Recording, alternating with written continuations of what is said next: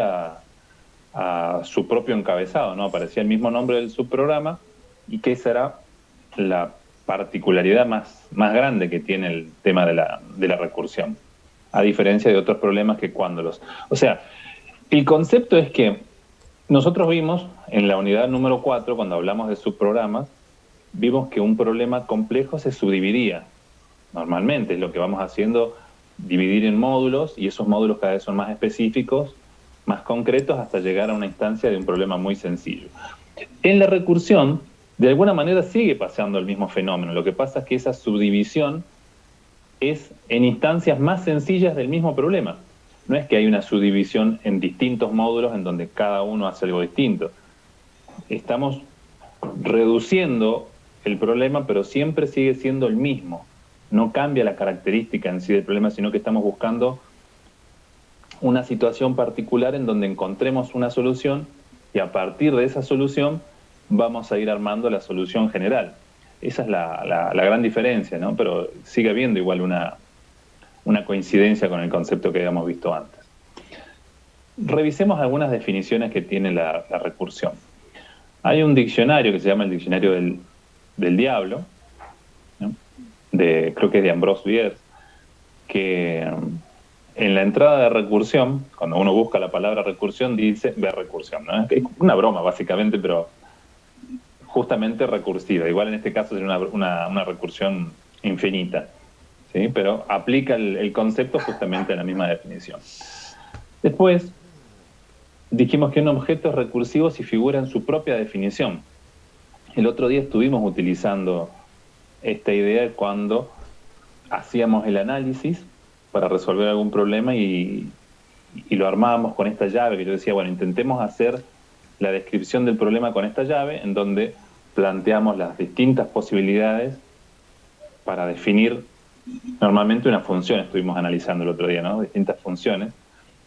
Y tratábamos del lado derecho de hacer una definición de la función que teníamos del lado izquierdo, o sea que la hacíamos figurar en su propia definición, ¿sí? Describíamos el problema usando el mismo problema que queríamos describir.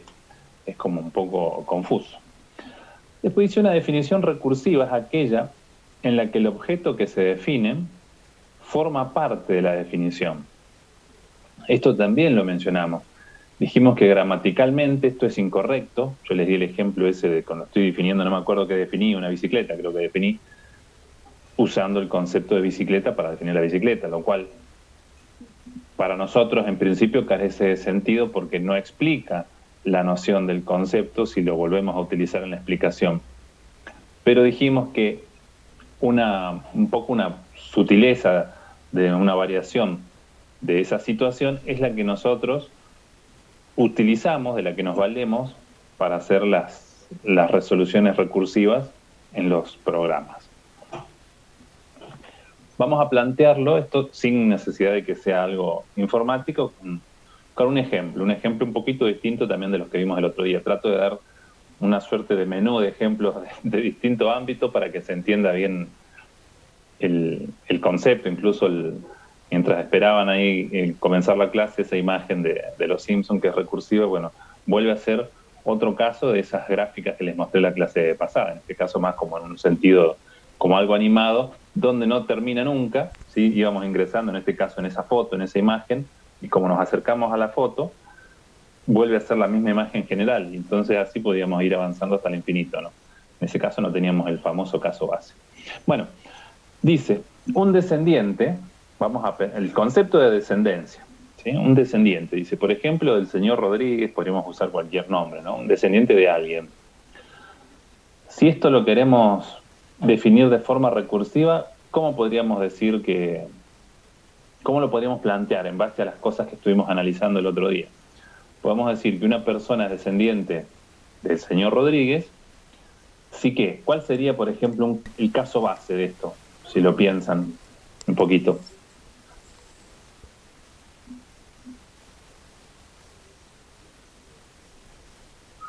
Por defecto, ¿qué es un descendiente de alguien? El descendiente más directo. El hijo. El hijo, ahí está. El hijo, entonces decimos, ¿una persona es descendiente del señor Rodríguez? Sí.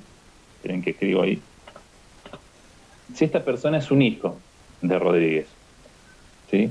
Esa sería, en base a lo que estuvimos haciendo el otro día, el caso base, ¿sí? Porque estamos definiendo descendencia, o descendiente en este caso, sin hacer uso del mismo concepto. Estamos encontrando un caso particular que decimos que cumple con esa condición. Es un descendiente, un hijo es un descendiente. Y si esto lo queremos generalizar, aplicando la recursión, ¿qué podemos decir?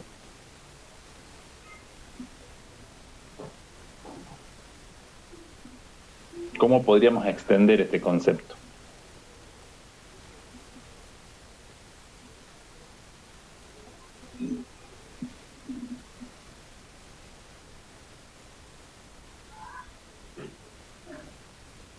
Es muy cercana a esta explicación, ¿eh? Acá decimos que es un hijo.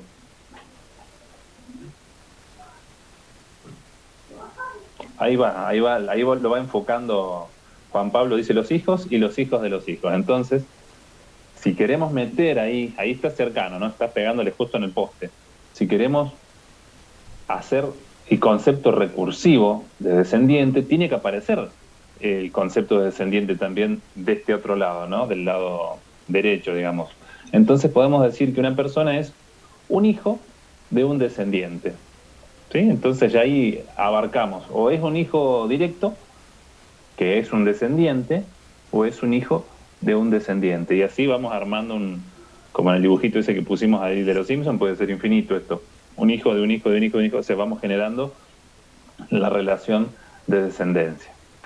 Esta es una situación distinta a las que veníamos planteando, ¿sí? Pero no deja de ser en realidad el mismo concepto. Es como si estuviésemos planteando que descendiente es la función, y en este caso lo estamos analizando sobre una variable que sería Rodríguez, podría ser otro, y por eso sería una variable, no podría cambiar el sujeto al cual estamos haciendo este tipo de análisis recursivo.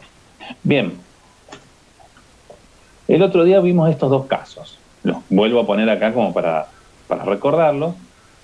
Analizamos los casos que son como los tradicionales. Uno busca, se hicieron la prueba, se ponen recursión, lo primero que les va a aparecer es el factorial, ¿no? Como por definición de función recursiva, y Fibonacci también. Entonces, usando eso mismo que estábamos planteando recién, el ejemplo este de descendiente, acá lo hemos resuelto de la misma manera. Queríamos, en el primer caso, definir la función factorial, y decíamos que el factorial de un número, ¿sí? N factorial, es 1, o sea, acá planteamos el caso base. Acuérdense que el concepto de caso base o condición de salida es aquel en donde encontramos una resolución, pero sin aplicar la recursión, o sea, sin volver a aplicar el concepto que estamos intentando resolver. En este caso, no aplicamos factorial de este lado, simplemente encontramos un valor concreto. 1, decimos, si n es igual a 0. Por el otro lado, armábamos la expresión que era la expresión recursiva, utilizando la misma función que queríamos definir. Acá tenemos factorial y de este lado también aparece factorial. Lo otro importante que yo les había remarcado bastante es que siempre es una igualdad. Acá decimos que n factorial es igual a 1, o que n factorial es igual a n por n menos 1 factorial. Es una igualdad. Siempre hay que plantear que estamos hablando de una igualdad. Ahora, en esta igualdad, el secreto está en poder describirla del lado derecho modificando el argumento que tenemos del lado izquierdo. Si acá está n, normalmente acá va a haber algún cambio en ese argumento n para que no nos quede la misma expresión, porque si no, ahí sí que vuelve a encontrarse con esta situación de que no termina nunca. Lo mismo hicimos con la serie de Fibonacci, definimos la función Fibonacci, n, de este lado Fibonacci de n, y planteamos como caso base que era igual a n, o sea, un valor concreto. Pero ¿quién es ese n? Bueno, ese n va a ser 0 o 1, dependiendo del valor que tenga justamente ese argumento. Y por el otro lado, cuando planteamos la resolución recursiva, decimos que es la suma de los dos términos anteriores. Como esos términos son genéricos, nosotros estamos analizando n, el término anterior va a ser n-1 y el anterior a este otro va a ser n-2. Por lo tanto, estamos usando la misma función, Fibonacci del lado izquierdo y Fibonacci del lado derecho, dos veces incluso en este caso. Y eso era el paso recursivo o caso recursivo. Que cuando hicimos la traza el otro día nos dimos cuenta que tenía una diferencia con el caso del factorial, porque al tener dos llamadas recursivas, el movimiento que se producía en la pila era distinto, no es que crecía la pila y finalmente decrementaba y terminaba, sino como que era un tanto oscilatorio, crecía, bajaba hasta que normalmente encontraba el resultado al momento de ir ya terminando completamente. Bien, ¿qué más? Este no lo hicimos el otro día, podemos plantearlo ahora a ver si lo podemos resolver, y si igual yo lo tengo resuelto, ¿no? De todas maneras, pero intentemos, creo que no lo hicimos, ¿no? No, hicimos el de la multiplicación. Había quedado pendiente el de la potencia y no me acuerdo si hicimos otro. Se me ha borrado, tengo una laguna mental. Bueno, acá plantea lo siguiente. Dice, realizar un subprograma recursivo que dado un número entero, muestre el inverso de ese número. El inverso es esto que estoy planteando acá, ¿cierto? O sea, si yo tengo el número 254, quiero que me muestre el 452. O sea, que me muestre cómo sería el número resultante armándolo con los dígitos en el orden inverso. Acá hay una palabra clave que dice muestre el inverso, porque tendríamos dos maneras de hacerlo. Vamos a buscar de momento la más sencilla, para no complicarnos, que es que queremos ver ese número en la pantalla. O sea, que me muestre no significa que yo devuelva en una función este valor.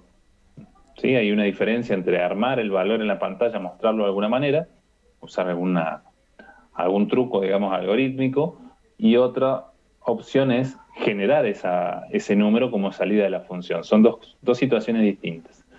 En este caso vamos simplemente por esto de mostrarlo, de generarlo, no de devolverlo con un valor de la función. ¿De qué manera podríamos plantear esto?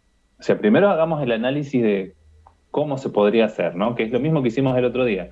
Pensar en el problema, ver qué características tiene y de esas características deducir cómo tendríamos que plantearlo para llegar justamente al algoritmo recursivo. En este los voy a ayudar, los vamos a ir haciendo juntos. Después sí vamos a proponer algunos ejercicios para que los resuelvan ustedes. Bueno, acá yo diría que el análisis que yo planteo, que no necesariamente es el único ni el más eficiente, pero es lo siguiente, como yo tengo un número y no sé en realidad cuántos, acá tengo un ejemplo que es el 254, pero podría ser cualquier número con cualquier cantidad de dígitos.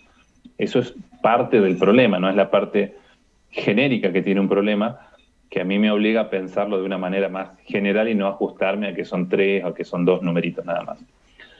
Entonces, mi propuesta es, bueno, intentemos ir obteniendo cada uno de estos dígitos para poder mostrarlo por pantalla y de esa manera ir generando el inverso del número. Es decir, yo de este numerito quisiera conseguir el 4 para poder escribirlo, luego conseguir el 5, así lo puedo escribir, y finalmente conseguir el 2. ¿Sí? Entonces, ¿cómo podemos hacer para obtener ese número 4? ¿De dónde lo podemos sacar? ¿Alguna sugerencia?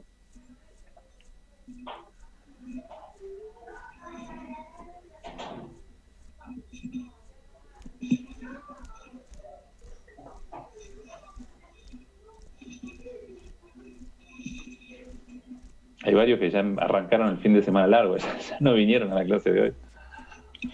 Se van a perder la clase. Bueno, ante la ausencia de propuestas, una opción es plantearlo de esta forma. Para obtener la unidad, sería que es el número más chiquito, el que tiene menos peso en la expresión, podemos trabajar con la operación módulo. ¿Se acuerdan que la operación módulo es la que me devuelve el resto de una división entera? ¿Sí? Operar 254 por 10, ¿no? O sea, lo dividimos por 10, pero en realidad a mí me interesa quedarme con el resto. Entonces hago 254 módulo 10, eso me da 4. Ese es el primer dígito, el dígito 1, el que a mí me interesa. Este 4 que va a estar acá. Obtengo ese número. Ahora, ¿cómo consigo el 5? Para intentar hacer esto general, ¿sí? Entonces lo que hago es, vuelvo a tomar el mismo número, pero ahora trabajo con la división entera, ya no con el módulo, sino con con la división. Lo divido por 10 y de esa manera me quedo con el 25. ¿Sí? Se achica mi número al dividirlo por 10, no tengo decimales por ser división entera, y me quedo con el 25. Bien, a partir de este momento puedo utilizar el mismo razonamiento de recién. Tomo el 25 como número de entrada, como punto de partida, me olvido que había un 254 antes, y hago la misma operación. Hago 25 módulo 10, con lo cual me vuelvo a quedar con la unidad, pero ahora del 25, ¿sí? Con el resto. El número 5, que va a ser el segundo dígito del número, que es lo que yo estoy buscando.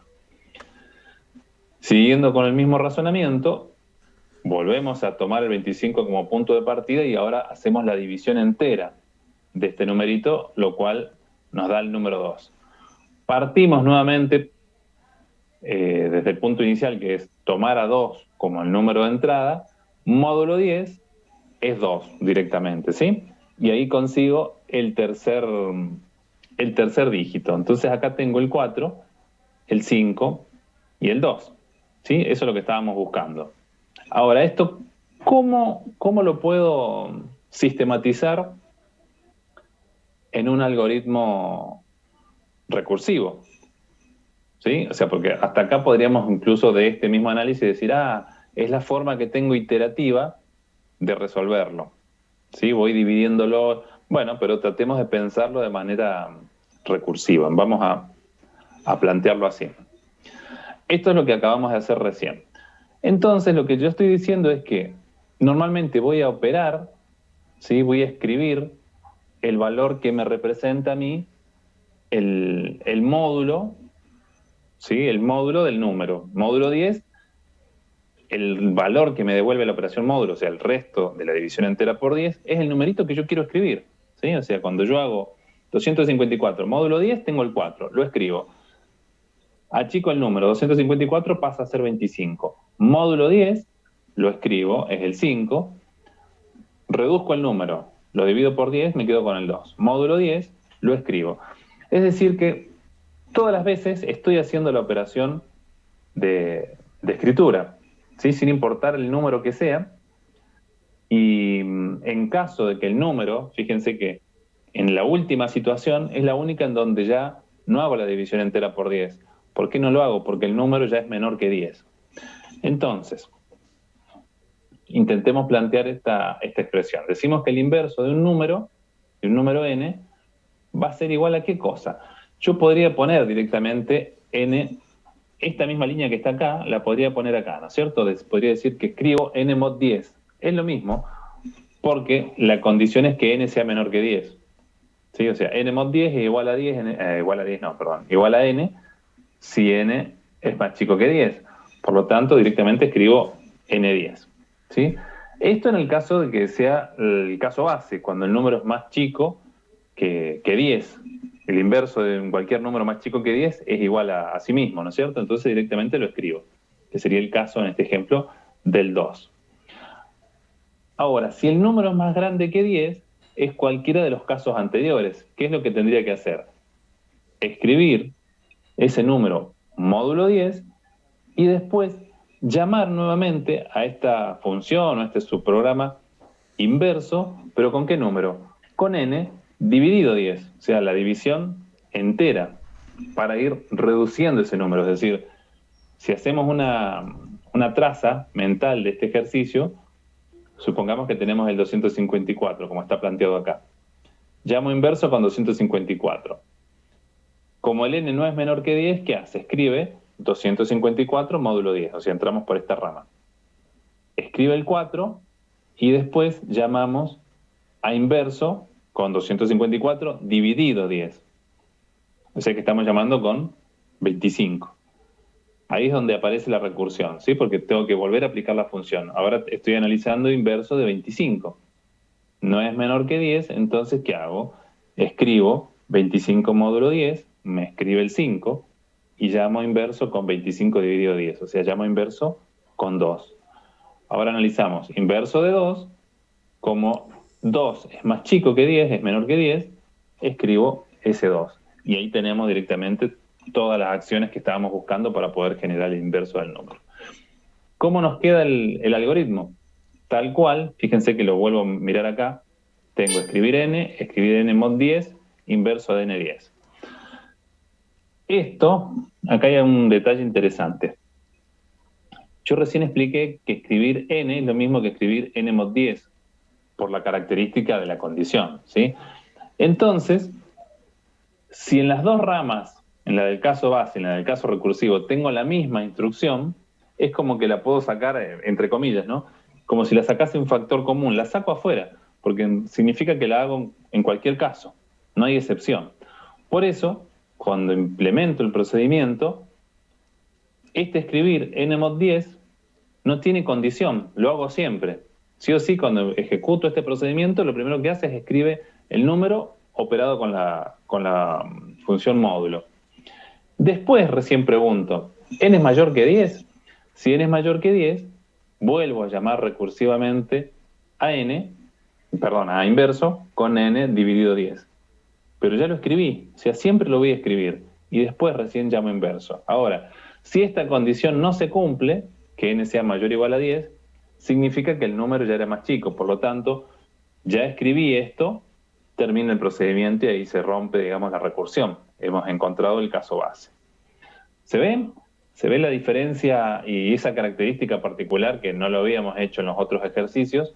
Que justo tenemos una acción que está incluida en las dos situaciones, en el caso base y en el paso recursivo. Entonces lo hacemos siempre, que es esta línea que está acá, el escribir.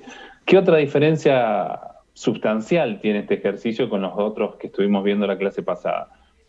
Que acá estamos haciendo un procedimiento y creo que hasta ahora no habíamos hecho ningún procedimiento.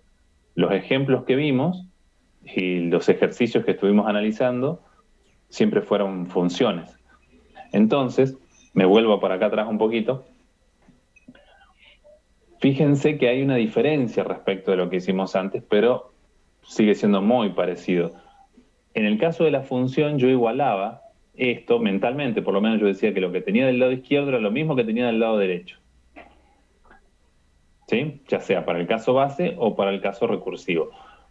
Pero en este caso hay una diferencia un poco sutil, ¿no? Porque al no ser una función, en realidad lo estoy desagregando inverso un poco en las acciones que tendría que hacer, que es escribir y volver a llamar inverso, pero esto ya no es una igualdad tal cual lo que plantea esto que está acá, ¿no es cierto? Es un procedimiento, entonces me sirve de todas maneras este diagrama con la llave como para organizarlo y de acá extraer el algoritmo, pero no necesariamente va a ser siempre así, porque puedo encontrarme con una cierta cantidad de acciones o instrucciones que están como desagregadas de lo que debería estar resolviéndose en el lado izquierdo. ¿Sí? ¿Se entiende el ejercicio?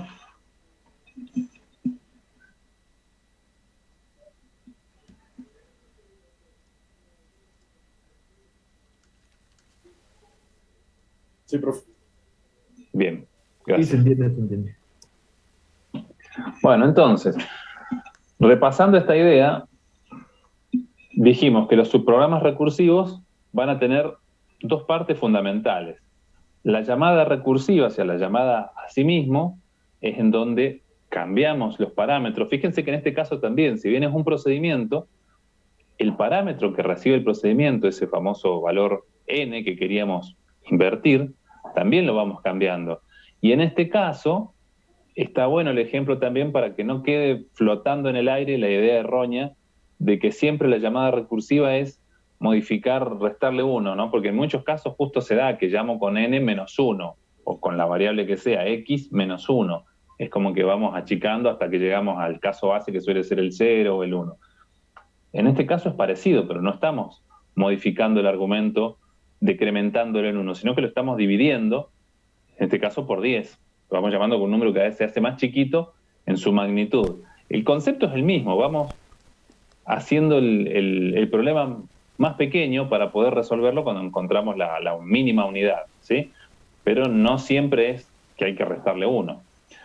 Bueno, y la otra parte que dijimos que tiene que haber en los programas recursivos es la condición de terminación o el caso base o condición de salida, ¿sí? O sea, siempre es el mismo concepto, pero es aquel que no produce que el subprograma se vuelva a llamar a sí mismo, sino que nos va a devolver un resultado concreto.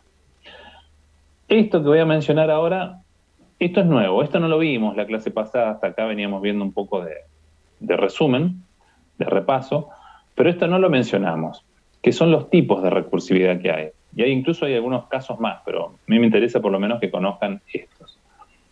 Tenemos lo que se llama la recursividad directa o recursividad simple, que es la que veníamos haciendo hasta ahora. Es lo que conocemos, ¿no es cierto? Que es que un subprograma se llama a sí mismo. Esa llamada puede ser una o más veces, incluso puede estar varias veces adentro del subprograma. Vimos que podíamos tener en varias partes del programa la llamada recursiva.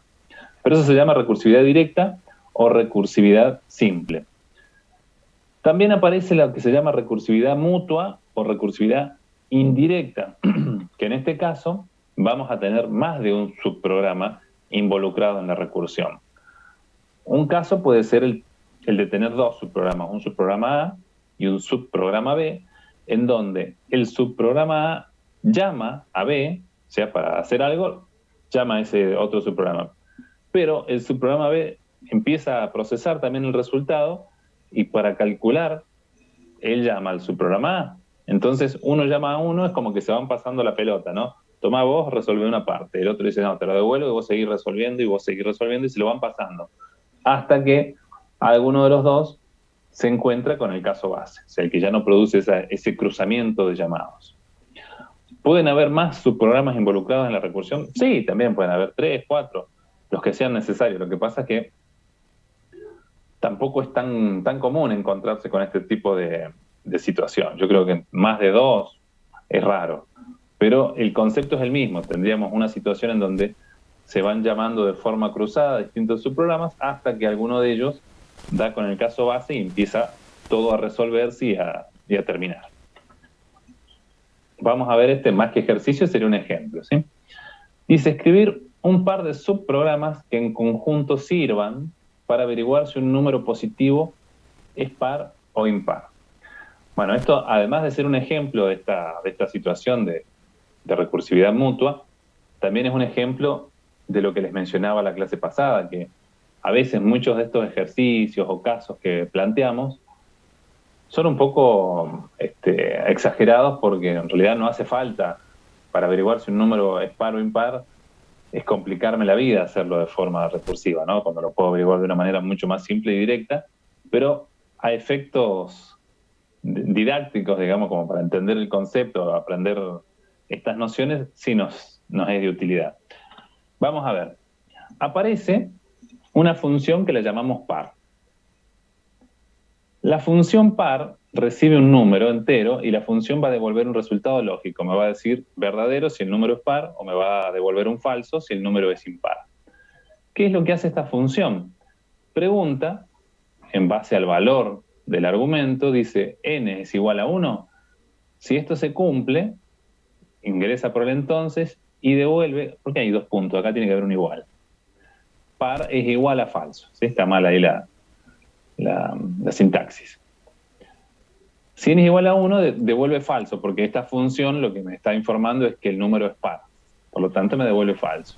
Ahora, si n no es igual a 1, lo que hace es que la función par toma su valor de otra función, una segunda función que se llama impar. Pero va a llamar a impar no con el mismo n que yo tengo, sino con un n más chiquito. Acá sí recaemos en esto de ir achicándolo en una unidad, ¿no? Le resta 1. Entonces, habría que ver qué es lo que hace la función impar, que es esta que está acá y que es prácticamente igual a la función par. Función impar recibe n entero y la función también es de tipo lógico. Esta pregunta, si n es igual a 1, entonces, acá el mismo error. Miren, hace años que doy esto, nunca lo había visto este error. Impar va a ser igual a verdadero. ¿Sí? Acá decíamos que era falso porque la función estaba evaluando su paridad, pero en este caso, como estamos evaluando que es impar, devuelvo verdadero. En caso contrario, si n no es igual a 1, impar toma el valor de par de n menos 1. ¿Sí?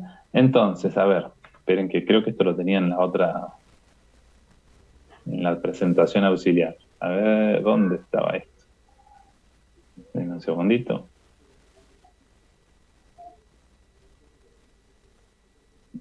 Acá está. Bueno, es el mismo código, ¿sí? Lo mismo que estábamos mirando recién, pero escrito y sin el error que les mostré recién. Acá sí dice par igual y impar igual. Bien, entonces analicemos un poquito qué pasa si hacemos lo siguiente. Supongamos que tenemos un programa principal que llama a la función par, o sea, esta que está acá a la izquierda. Quiere averiguar ese programa si el número 3 es par.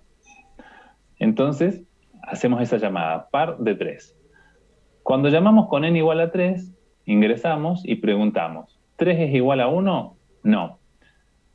Entonces vamos por el si no, y dice que par va a ser igual a impar de n-1, o sea, impar de 3 menos 1, impar de 2. Llamamos a la función impar con 2. O sea, ahora nos cruzamos a este lado. Ahí le pasamos un poco la posta con esto de la recursión mutua. Ingresamos a impar con el valor 2. ¿2 es igual a 1? No. Entonces vamos por el si no. El valor de la función me va a decir que va a ser igual, entonces, a par de n-1, o sea, a par de 1. Ahora llamamos nuevamente para el otro lado. Esta llamó acá. ¿Con qué valor llamó? Con 1. Ingresamos. ¿N es igual a 1? Sí, 1 es igual a 1. Entonces me dice que par es falso. ¿Sí? Ese es el valor que encontramos acá. Encontramos falso y por lo tanto, el falso que devuelve esta función me lo devuelve con el retorno. ¿Y a dónde retorno? Y vengo a esta llamada de acá, que era la llamada impar de 2. ¿Sí? Entonces, impar de 2 me dice que es falso y retorna. ¿A dónde retorna? A la llamada inicial de acá, que era par de 3. Por lo tanto, par de 3 me dice que es falso y retorna, que ese es el valor que, en definitiva, le vamos a entregar al programa principal, bueno, o a quien haya llamado por primera vez a esta función par.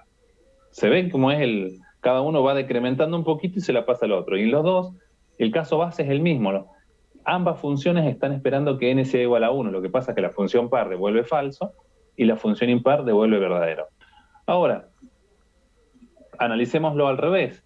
¿Qué pasa si el programa, en vez de llamar a par de 3, que le dio falso y es correcto eso, llama a impar de 3? Vamos a analizarlo al revés, a ver si esto sigue funcionando. O sea, la primera vez llamamos por acá, impar de 3. Ingresamos, ¿3 es igual a 1? No. Entonces decimos que impar, o sea, impar de 3 va a ser igual a par de 2. ¿Sí? Nos venimos para acá, par de 2. ¿2 es igual a 1? No. Vamos al si no. Entonces, par para 2 va a ser igual a impar de 1. Volvemos a llamar para este lado. Ingresamos. 1 es igual a 1, sí. Entonces me dice que impar es verdadero, o sea, impar de 1 es verdadero. Par de 1 es verdadero, retorna ese verdadero, me lo devuelve a par de 2, acá. O sea que par toma el valor verdadero. Fin si retorno, ese valor verdadero vuelve a impar de 3, acá, en esta línea. O sea que impar toma ese valor, fin si retorno, impar de 3 devuelve verdadero. O sea que funciona de los dos lados igual. Si yo lo llamo inicialmente con la función par, me devuelve un falso, lo cual es correcto porque el número 3 no es par, pero si llamo inicialmente con la función impar, me devuelve verdadero, lo cual también está bien. Así que acá tenemos un ejemplo muy, muy simpático, si se quiere, de cómo funcionaría la recursión mutua. ¿Se entiende dónde está un poco el truco? Insisto en esta idea. Es un problema que no lo amerita. Yo, ¿por qué habría de resolver si un número es par o impar haciendo este esquema algorítmico? No tiene sentido, pero sí está bueno ver cómo funciona, como para tampoco no complicarnos con un ejemplo muy, muy complejo. Bien. Yo voy avanzando. Si tienen preguntas, me frenan y si no, sigo. Lo otro que queda acá es algo que también les había mencionado la clase pasada y lo dijimos así muy en el aire. Me parece que un poco lo ejemplificamos con algunos de los casos que estábamos analizando con algunos de los ejercicios. Hablamos de la recursividad y estuvimos hablando de sus ventajas y sus desventajas, porque tampoco todo es la panacea, es decir, dijimos que era un método simple, muchos por ahí acá les da por reírse, no se ofenden, porque bueno, consideran que no es simple. Es simple a partir del momento en que uno lo entiende y lo puede aplicar. Cuando uno lo está estudiando, lo está recién aprendiendo, por ahí se nos hace un poco cuesta arriba entenderlo bien. Pero básicamente es un concepto bastante simple de aplicar la recursividad, ¿sí? Y es muy potente porque, como habíamos dicho, es muy descriptivo. O sea, normalmente, si el problema es recursivo, me queda planteado de una forma bastante descriptiva que es como definir el problema, básicamente. Por eso hacemos este truquito de las llaves, donde expresamos lo que queremos resolver, dando una descripción, dando esa igualdad, esa famosa igualdad, de a qué es igual ese problema recursivo. Por eso cuando el problema no es recursivo, se vuelve un poco engorroso tratar de representarlo. Ahora, ¿cuál es la contra, la única contra que yo le encontraría a la recursión? Es la eficiencia, tiene muy baja eficiencia, porque en general necesita mayor cantidad de operaciones que el equivalente iterativo. Recordarán también que les había explicado que muchas veces se hace, cuando quieren resolver un problema de cierto nivel de complejidad, incluso justamente problemas que son recursivos, se escribe el algoritmo recursivo y en base a ese algoritmo recursivo se hace el equivalente, se lo trata de reescribir para encontrar la versión iterativa más eficiente, justamente, porque la iteración es más rápida que la recursión, pero el algoritmo suele ser un poco más feo, ¿no es cierto? Entonces, un poco que esa sería la contra, pero después otros inconvenientes no tiene. Vamos a ver el caso. Yo creo que el otro día les mencioné el del factorial como ejemplo, más que nada haciendo referencia al cambio de contexto, toda esta cuestión que hay que hacer cuando yo llamo, un subprograma llama a otro, dijimos que todo ese estado teníamos que guardarlo. ¿Sí? Esto de guardar en la pila, guardar el contador del programa, todas estas cuestiones. Eso lleva tiempo, sí, no será mucho, pero evidentemente es más tiempo que la iteración común, que no tiene que hacer nada entre vuelta y vuelta. Acá, para cada llamada, yo tengo que guardar toda esa información y por lo tanto, si estoy midiendo, como cronometrando ambas ejecuciones, iterativa por un lado y recursiva por el otro, voy a darme cuenta que la versión recursiva es más lenta.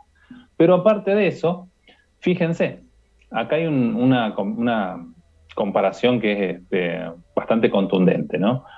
El caso de Fibonacci, que hicimos en la clase pasada, plantea que para calcular la sucesión de Fibonacci de 11, o sea, con esos 11 términos, vamos a necesitar de manera iterativa 11 iteraciones, porque son 11 vueltitas, ¿no? En cada vuelta yo voy sumando los dos valores anteriores, lo hago en 11 pasadas. No obstante, si yo lo quiero hacer de forma recursiva, necesito 278 llamadas, ¿sí? O sea que ya no es solo cuestión del tiempo que tarda en guardar el estado cada subprograma, sino que a su vez hay muchas más llamadas involucradas. Justamente por ese ejemplo que dijimos de que iba llamando, iba cargando las cosas en la pila y volvía a desapilar. E incluso lo vimos de manera concreta cuando estábamos calculando, me parece que el Fibonacci de 3 hicimos el otro día, y resulta que cuando estábamos haciendo los pasos, de manera intermedia calculamos Fibonacci de 2, Fibonacci de 1, 0. Y para calcular el de 2 volvimos a calcular el de 1 y el de 0. O sea, dijimos, pero si estos números ya los calculé, ¿por qué los vuelvo a calcular? Y bueno, porque el proceso es así. Nos vamos a encontrar muchas veces con las mismas llamadas, particularmente en este caso que teníamos dos llamadas recursivas en el mismo código, ¿sí? O sea, tiene sus inconvenientes en ese sentido, en la cuestión de la eficiencia, no así de la eficacia, ¿no? Es muy eficaz, pero es poco eficiente. Pero tiene la ventaja del gran poder de expresividad que tiene, y por eso son normalmente códigos bastante acotados. Ahora, esta comparación ya es bastante grosera, ¿no? Uno se da cuenta la diferencia de magnitud que hay entre un caso y el otro. Bien, déjenme que vea por dónde andamos.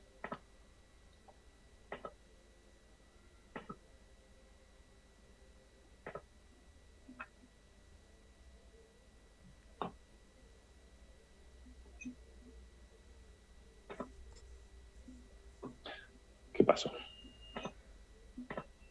Bien, ahí estamos. La clase anterior habíamos hecho estos ejercicios. Una función recursiva para multiplicar dos enteros, m y n, que esa salió bastante bien, y había quedado pendiente la función recursiva que calculase la potencia, que me parece, alguien, ¿quién me lo había dicho en el aire? Lo habíamos resuelto. Y yo ya le había dicho que estaba bien eso, pero bueno, por lo menos en el aire hay que ver cómo quedó planteado. No me acuerdo si... ¿Quién lo había hecho? Estoy mirando la lista.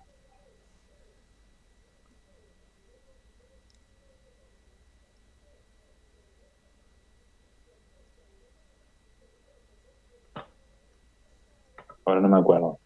Bueno.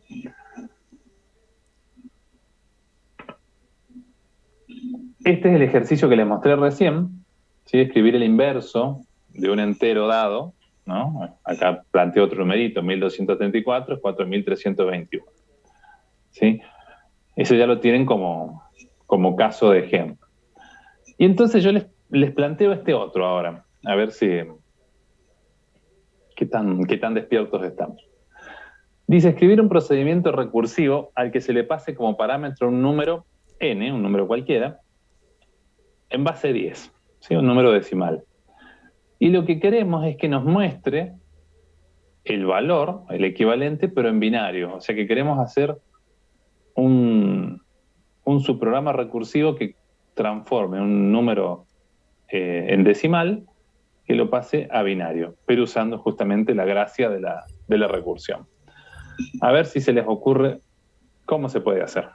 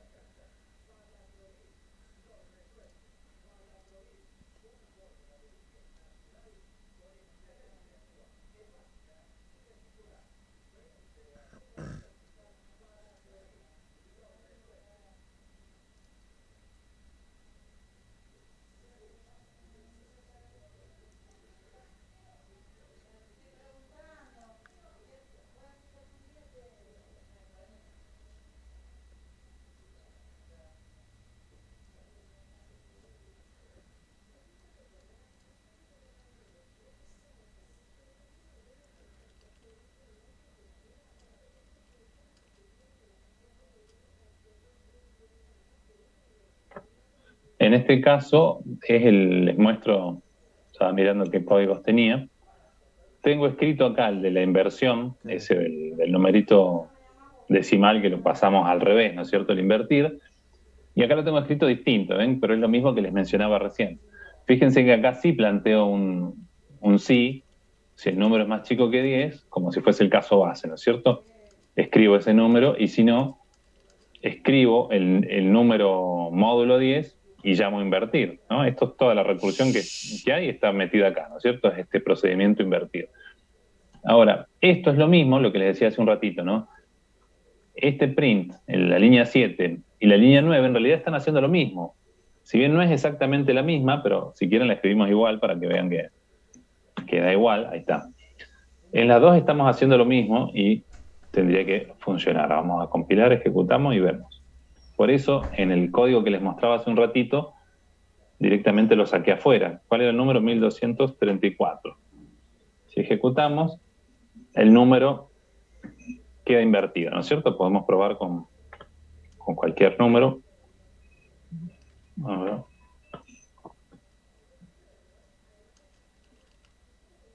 Ahí damos vuelta el numerito, 453.782, nos queda 287.354.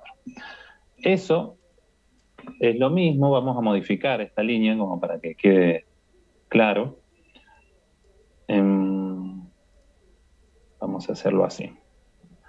Esa línea la vamos a comentar. Vamos a dejar ese print ahí. Y acá vamos a poner directamente. Si n, ¿dónde está? N es mayor que 10. Y sacamos este. ¿Sí? Si no me estoy equivocando, ustedes me corrigen cualquier cosa. Ahora sería, ejecuta siempre esta línea y después pregunta, si el número es más grande que 10, llamo con n dividido 10, ¿no? La división entera. Pero esto lo hacemos siempre, a ver si no lo pifiamos.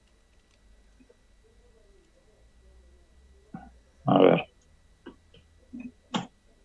Ahí está. Ven que es lo mismo, o sea, como la acción está tanto en el entonces como en el si no, directamente eso lo saco afuera. ¿Sí? Incluso lo vimos en el análisis ese con la llave, que en los dos casos hacíamos el escribir del numerito, módulo 10. Lo que pasa que cuando el número es más chico que 10, aplicar la operación módulo no afecta en nada porque no supera el número, por lo tanto el mismo valor es el mismo resto, coincide. ¿Sí? Así que esta es otra posibilidad. Bueno, eso era como para ejemplificar esa situación. Volvamos al ejercicio 4 a ver si alguien lo puede plantear o se da cuenta alguna característica del ejercicio.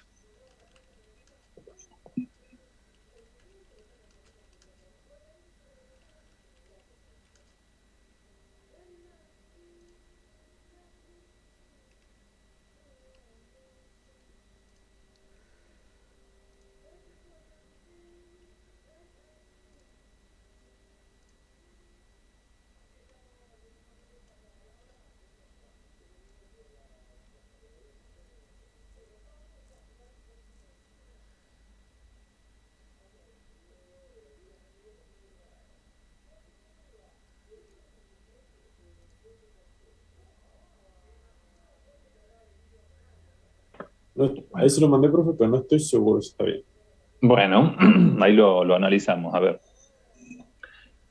Miguel propone, dice, función bin. Recibe el n entero y la función devuelve un entero. A ver si salió, porque yo lo planteo mentalmente de una manera distinta, pero por ahí tu resolución está bien. Vos decís escribir. Bueno, acá hay un tema, posiblemente no sea una función lo que vos estés usando, porque fíjate que ya estás llamando a escribir. Si estás llamando a escribir, o sea, si estás mostrando algo por pantalla, tiene que ser un procedimiento. Entonces pensemos que dice procedimiento bin y no tiene salida. Entonces, llamás a escribir con n módulo 2. Escribís el resto y dividirlo por 2. Y después preguntás, si n es mayor o igual a 2, entonces llamás a bin, o sea, el nombre del procedimiento, ves ahí sí está llamado como un procedimiento, está bien.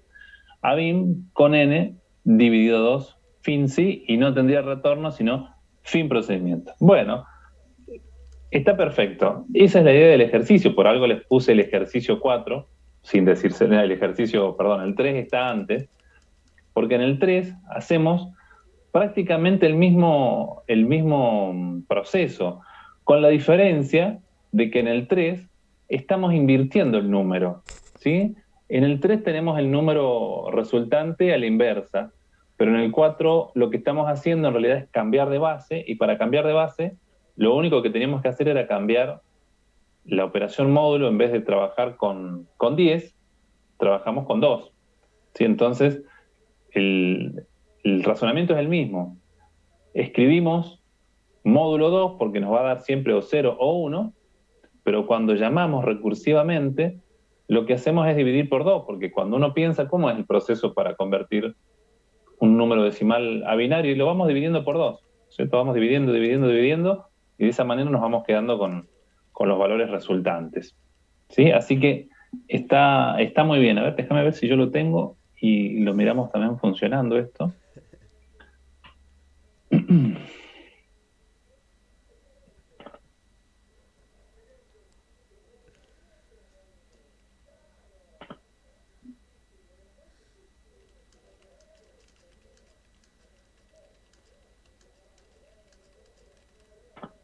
A ver, les muestro cómo lo escribí yo.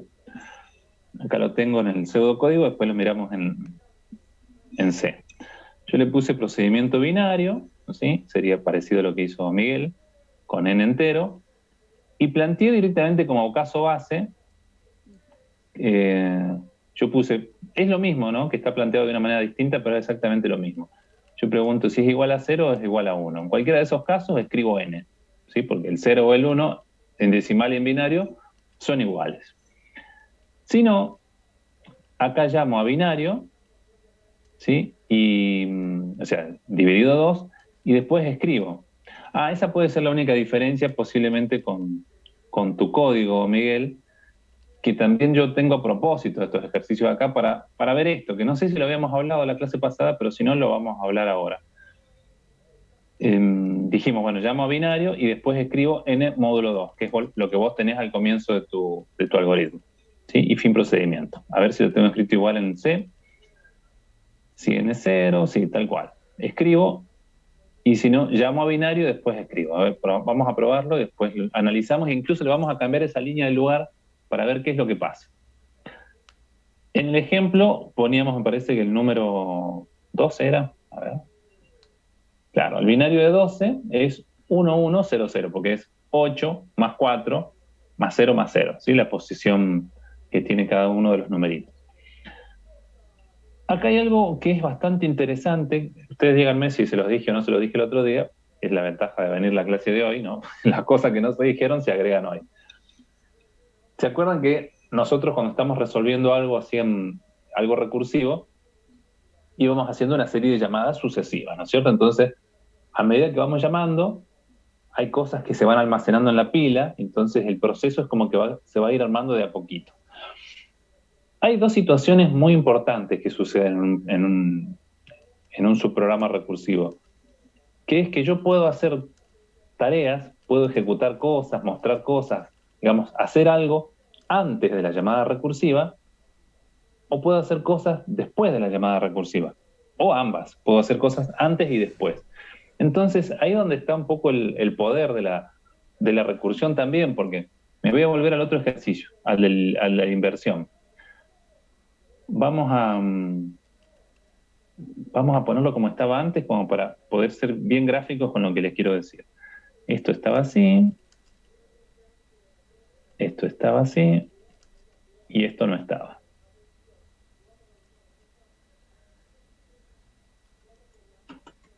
Creo que era así, ¿no es cierto? A ver si...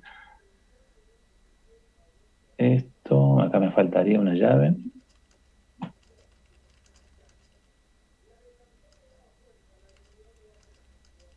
Me parece que tengo algo mal acá. A ver ahí.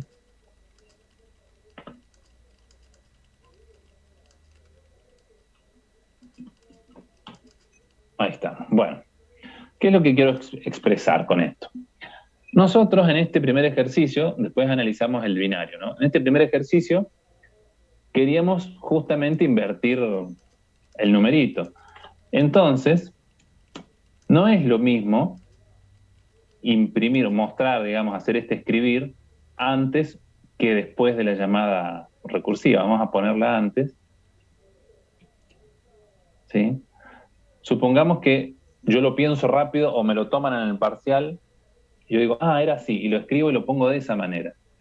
Vamos a ver qué pasa. Lo ejecuto. Esperen que siempre aparece en cualquier lado la ventanita y vuelvo a poner el numerito de ejemplo.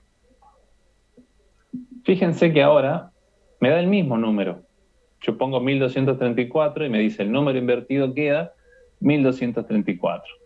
¿Por qué queda 1234 y no 4321?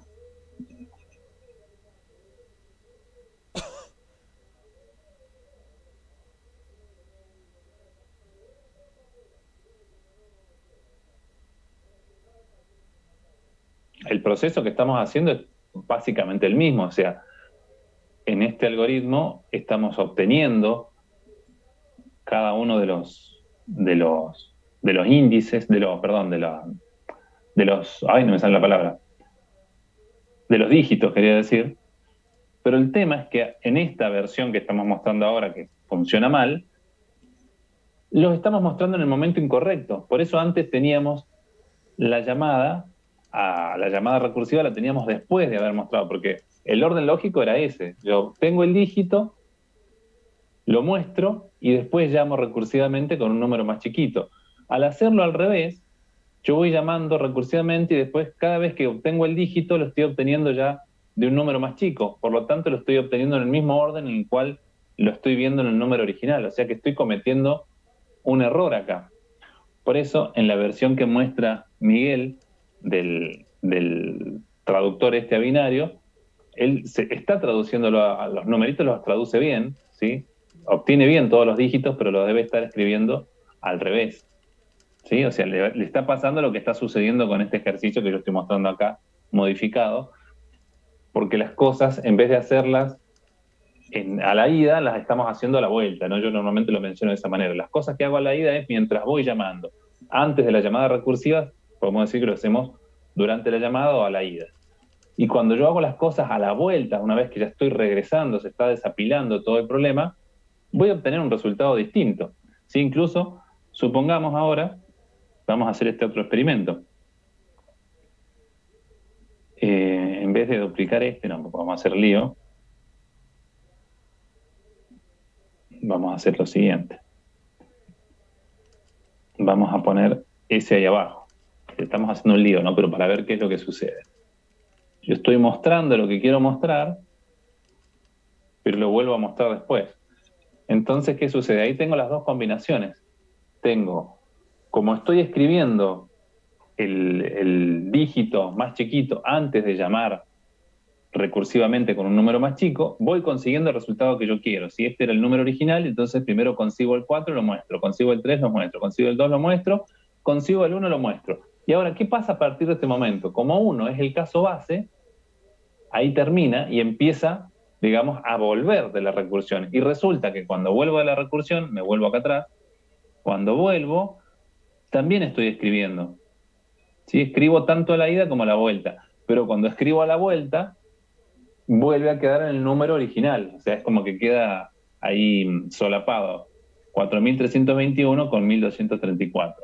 Entonces, como que me queda un número más grande, ¿no? Un número diferente porque estoy haciendo un procesamiento raro de los datos. Pero más que nada esto yo lo quiero mostrar para que sea bien claro que no es lo mismo, dependiendo del problema, hacer las cosas antes o después de la recursión. Tengo un resultado distinto. Entonces, con esto del binario sucede lo mismo. Yo acá tengo esta versión, digamos, del algoritmo y si yo hubiese puesto, vamos a mover esto de lugar, si hubiese escrito el número módulo 2 para conseguir el numerito equivalente en binario antes de la llamada de binario, vamos a ver qué es lo que pasa. Me estaría quedando un número erróneo, es decir, los dígitos son correctos, habíamos procesado el número 12, ¿ven?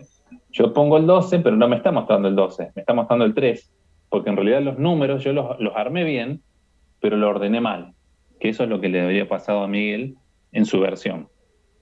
¿Sí? Entonces, con esto hay que tener cuidado, ¿no? Como para poder hacer el uso correcto. Vamos a volver a ponerlo acá. Y vamos a dejar el código como estaba. Ahora miro el chat. Entonces, a ver, pongamos algún otro número. Vamos a poner este. El binario de 1234 es ese. Habría que hacer la cuenta. ¿Sí? Pero por lo menos sabemos que es un número par porque no termina en 1, ¿no? La validación que le hago es muy básica. ¿Se entiende? Entonces es interesante también. Por algo están estos ejercicios ahí como para hacer este tipo de análisis. El pseudocódigo del binario es este que puse acá. A ver.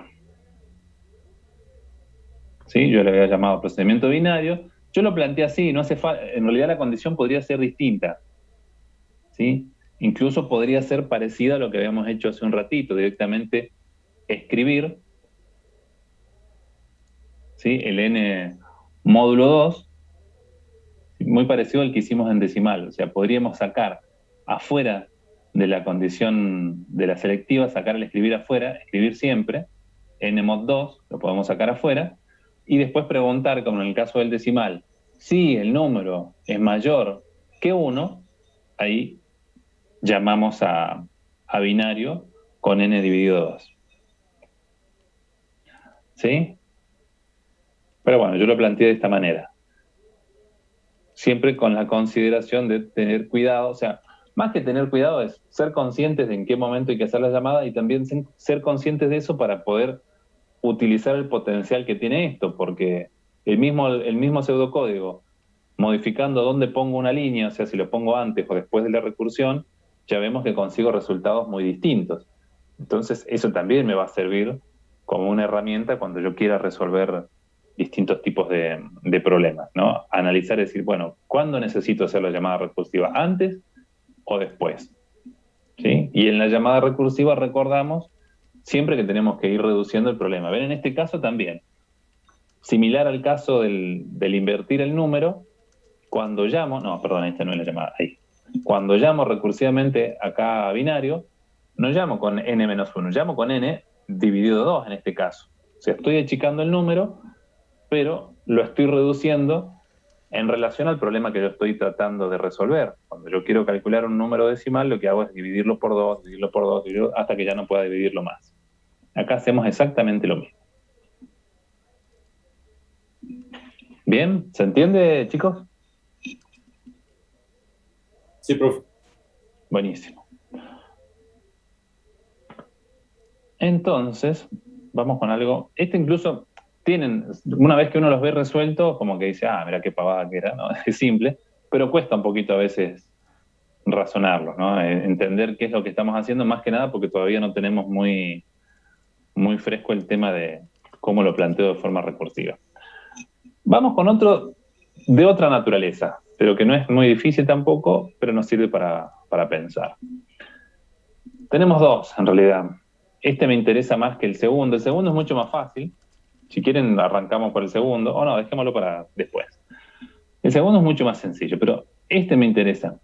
Dice escribir un subprograma recursivo que liste, o sea, liste que muestre, ¿sí? Que muestre todos los pares de enteros positivos que son la suma de un número cualquiera. O sea, el número se lo vamos a pasar por parámetros nosotros. Por ejemplo, que le damos a este subprograma, le damos el número 7. Lo que queremos que nos muestre por la pantalla es que 7 es igual a 6 más 1, o 5 más 2, o 4 más 3. Ahora, lo que no tiene que hacer este subprograma recursivo es mostrarme las parejas inversas. No me tiene que mostrar el 1 más 6 si ya me mostró el 6 más 1, o el 5 más 2, o el 3 más 4. Si ya me lo mostró así, la otra combinación es igual, ¿no es cierto? Es la suma de esos mismos números. Ese es el objetivo del ejercicio, mostrar pares. A ver si lo pueden plantear, a ver qué se les ocurre o qué problemas se encuentran a la hora de intentar resolver este ejercicio.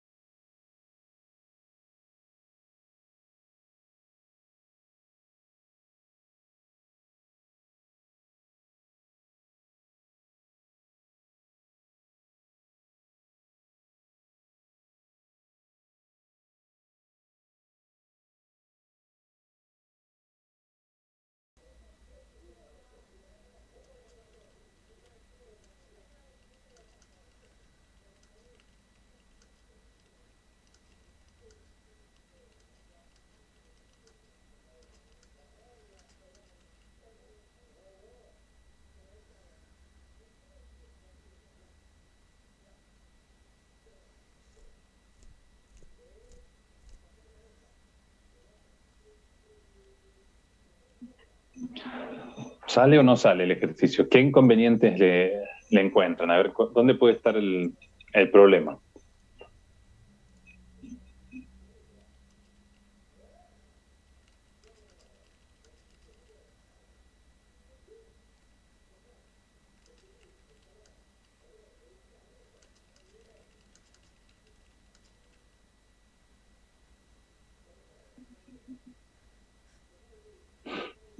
Está bien. Este, yo el inconveniente que yo, a ver, en el par invertido. Claro, esa puede ser una parte, pero supongamos que ese es el problema menor. Yo el problema que encuentro en este ejercicio es el siguiente y también les voy a dar una solución para eso, ¿sí? Lo que yo veo por ahí de raro en este ejercicio, que es por ahí la parte que digo, esto me confunde, lo hace un poco incómodo, es que da la sensación de que en principio hay dos argumentos, o sea, dos parámetros que estoy pasando, porque si yo paso dos argumentos, supongamos como en este ejemplo que el numerito es el 7, este 7 que está acá, yo podría tener llamadas sucesivas en donde aparecen dos argumentos distintos que serían, por ejemplo, el 6 y el 1. Ya vamos a ver de dónde lo sacaríamos, ¿no? Entonces, en las sucesivas llamadas, el primer argumento, el primer parámetro, lo decremento, pero el segundo lo incremento. Entonces, es una forma de ir a partir del 6 y el 1, conseguir el 5 y el 2, conseguir el 4 y el 3. Bien, ahí tenemos una idea. Entonces, el primer problema que menciona Juan Pablo ahí en el chat, el par invertido, quedaría controlado en esa situación porque yo puedo ir analizando los valores relativos de esos dos parámetros. Yo digo, bueno, mientras el primer parámetro sea más grande que el segundo, por ejemplo acá, mientras el 6 sea más grande que el 1, los escribo y llamo otra vez. El 5 más grande que 2, los escribo, bueno. Entonces, cuando encuentro la igualdad o encuentro que el segundo quiere ser más grande, digamos, que el primero, ahora mire lo del chat. Ahí yo podría frenar para evitar que se me dupliquen esos pares. Eso por un lado.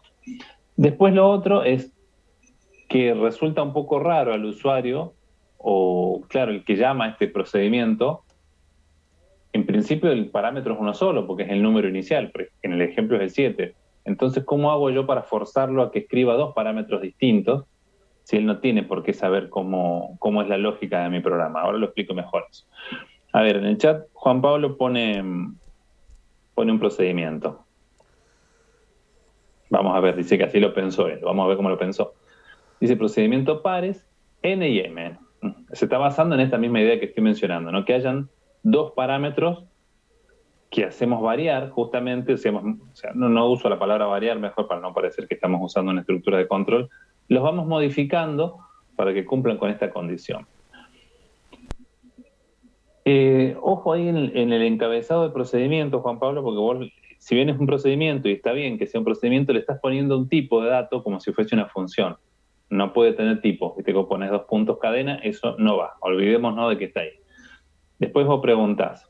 Ah, está bien, está bien. Después preguntás, si n es igual a 0, n era el primero, ¿no es cierto? Sí. Si n es igual a 0, vos escribís 0 más 0. Ah, vos estás usando n a su vez como el número que estás procesando. A ver, si no, después decís, si n es mayor que m, entonces escribís n menos 1 más m. Y llamás a pares con n menos 1 y m más 1. Y después decís que, está bien, la llamada m, o sea, el parámetro real, digamos, no en el formal, m empieza con 1. Ven, acá también sirve para ejemplificar cuál es el parámetro real y el formal. Bien, tu m viene inicializado en 1. A eso me refería yo con que es raro pedirle al usuario, si el usuario lo único que debería saber, o sea, no el usuario, sino la parte del programa que llama, que invoca este procedimiento, no tendría por qué saber que yo le estoy pidiendo que además de ponerme el 7 me ponga un 1 como segundo parámetro, ¿no? O sea, si vos supongamos que recibís esto, 7 y 1, entonces, bueno, 7 es más grande que 1, entonces escribís 6 más 1. Bien, entonces después llamás con 6 y con 2. Eso es lo que estás haciendo. Es como que vas con los cosos, con los parámetros desfasados, pero después los escribís bien. Está muy bien. Está muy bien enfocado el ejercicio. Es prácticamente, la solución es prácticamente esa. Ahora les voy a mostrar entonces cómo lo planteo yo y qué es lo que hago para evitar el problema este del segundo parámetro. Yo también lo uso, pero se lo oculto al programa principal de una manera muy astuta. ¿No? Ahora se los muestro. Esperen que me cambio de... Vamos a ver qué es lo que... Es una recomendación justamente para que puedan utilizarlo también de esta manera. A ver, lo vemos... Acá me olvidé de poner una O. Lo vemos primero acá en el pseudocódigo. Es decir, fíjense, acá empieza el programa principal, dice, le pide al usuario, no ingresar un valor entero positivo mayor o igual a 2. ¿Por qué tengo ese 2? No sé. Para hacer, bueno, después vemos por qué pedí ese valor, no importa. Yo llamo, dice, los pares de números que cuya suma dan el número tanto, ¿no? El que acabamos de pedirle al usuario, son. Y yo llamo a un procedimiento que lo denominé parejas. ¿Ven? Parejas recibe el valor. En el ejemplo que yo doy, como enunciado, sería acá M tendría el valor 7. Ahora, parejas es este procedimiento que tengo acá arriba. Y este es parte del truco. O sea, en realidad mi procedimiento parejas es un procedimiento que hace de intermediario. Es como una interfaz entre el programa principal y el subprograma recursivo. Este no es el recursivo. Este está en el medio y me sirve para acomodar los parámetros como yo quiero que vayan. O sea, un poco lo que acaba de hacer Juan Pablo en su algoritmo. Yo hago lo mismo, pero se lo oculto al programa principal, porque vieron lo que estábamos diciendo recién. Él, acá lo pone en el comentario, dice, M empieza en 1, o sea que en el programa principal tenía que haber llamado con 7,1. ¿Sí? Pero yo el programa principal lo hago que llame a este procedimiento que se llama parejas y ahí le pone el 7. Parejas llama a mi subprograma recursivo que lo llamé pares. Ahora, ¿qué hace esta llamada? Me lo divide en los dos argumentos que yo quiero. En el primero me pone el valor, o sea, ya llamo con el par que hace la primer suma.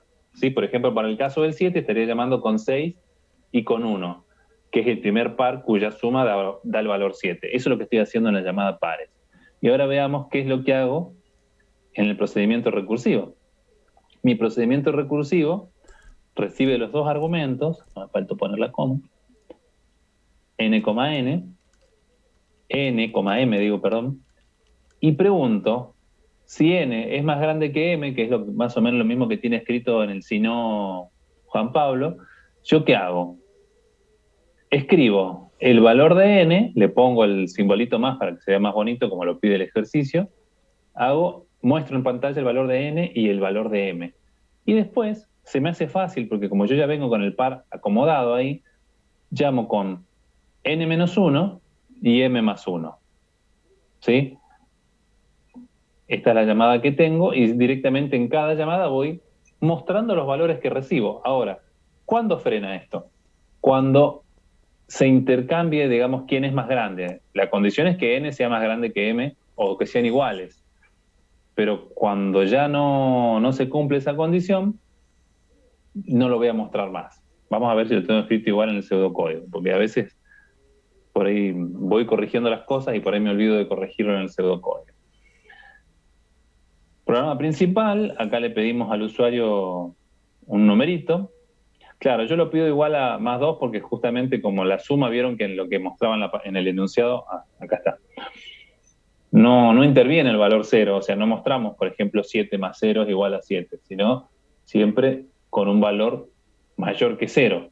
Entonces, el número más chico que podría reflejar usando este esquema sería el 1 más 1, por eso lo restringo a 2.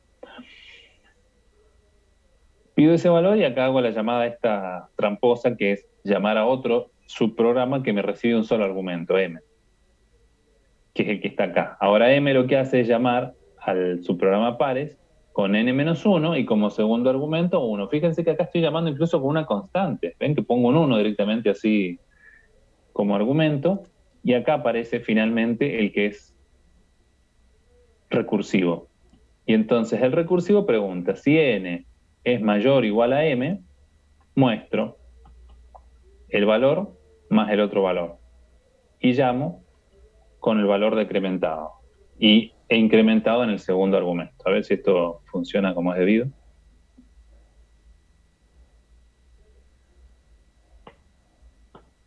¿Cuál era el ejemplo? 7. Entonces, pongo 7, me dice los pares de números cuyas sumas dan el número 7 son 6 más 1, 5 más 2, 4 más 3. Ahí vamos a probar si no cae en un error esto cuando los dos valores son iguales. Por ejemplo, que yo ponga 6.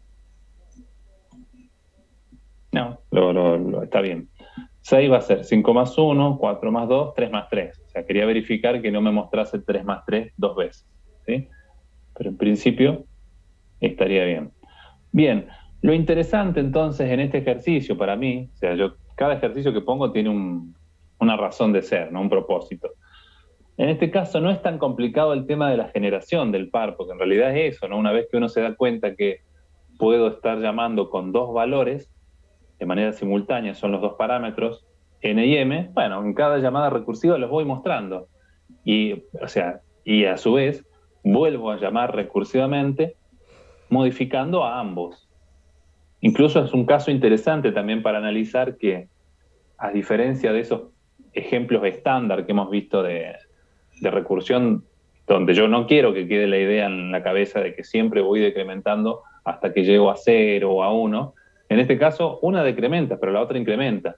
Y la condición viene dada por el valor en cuando, o sea, el caso base, ¿cuándo se daría?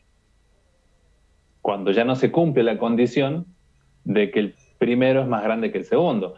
Incluso no hay un caso base explícito, ¿se dan cuenta? En este caso, no tengo un caso base que dice, cuando pasa esto no hago nada. Justamente, como no quiero hacer nada, siempre tengo la pregunta recursiva nada más.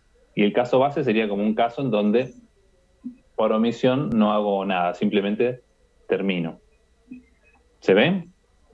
Y bueno, y la segunda parte importante para mí de este ejercicio es esto, darse cuenta que podemos hacer esta trampita de hacerlo como que quede más prolijo el programa, porque si yo pongo esta llamada con el 1 en el programa principal es como un poco raro, y también basándonos en el concepto este de modularidad, ¿no? De que yo le digo a alguien, mira, tenés que hacerme un subprograma que llamándolo recursivamente genere pares, pero tu subprograma tiene que recibir un solo argumento.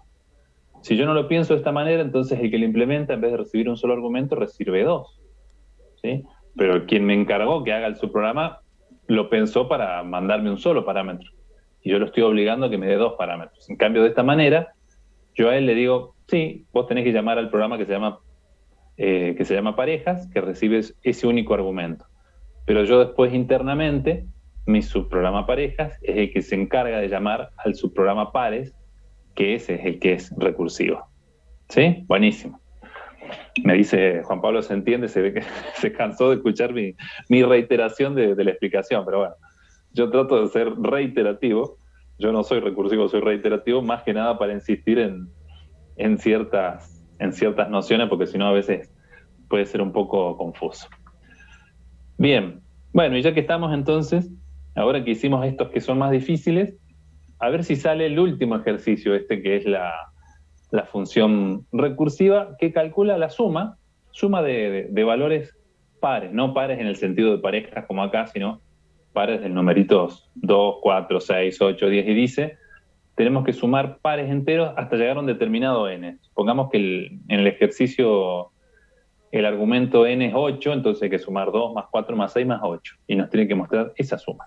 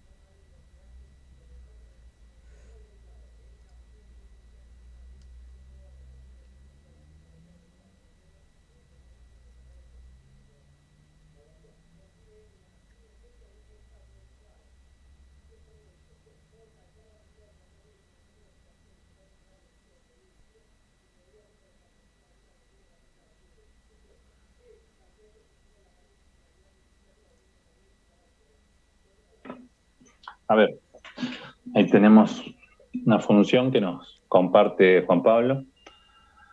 Dice función suma pares, recibe n de tipo entero y la función es de tipo entero. Ahora sí, está bien. Pues preguntas. Acordate que siempre hay que poner inicio, ¿eh? La palabra inicio donde empieza ahí las instrucciones. Después decís, si n es igual a 0, entonces, faltaría el entonces, suma pares es igual a 0. Ese es tu caso base. Perfecto. Si no, decís que suma pares es igual a n más suma pares de n menos 2. A ver si está bien planteado, qué opina el resto.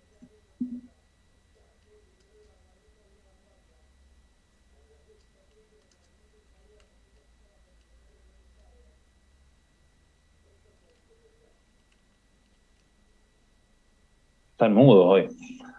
Están pensando en el fin de semana.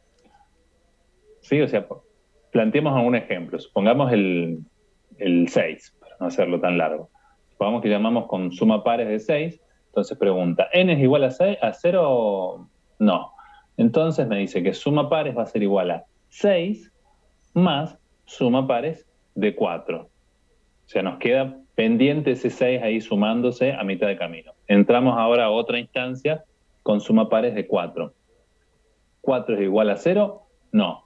Entonces me dice que suma pares va a ser igual a 4 más suma pares de 2. O sea que ya tenemos pendiente el 6, ahora dejamos pendiente el 4 y llamamos con suma pares de 2. Entramos. ¿2 es igual a 0? No. Entonces me dice que suma pares va a ser igual a 2 más suma pares de 0. O sea, ahora dejamos un 2 ahí también ahí en pausa. Ingresamos con otra instancia más y decimos, n es igual a 0, sí. Entonces suma pares me da 0.